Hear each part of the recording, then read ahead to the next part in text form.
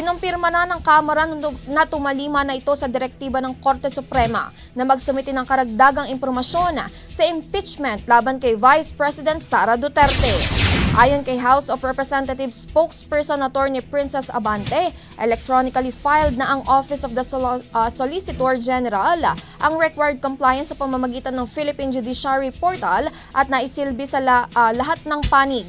Formal na isusumite ang physical copy sa Korte Suprema sa darating na Lunes. Pinapanatili umano ng Kamara ang paninindigan na iproseso ang 4 na impeachment complaints alinsunod sa constitutional mandates. Ipinaliwanag ni Abante na ang 3 initial complaints ay naisama sa order of business sa loob ng 10 session day period na itinakda ng konstitusyon.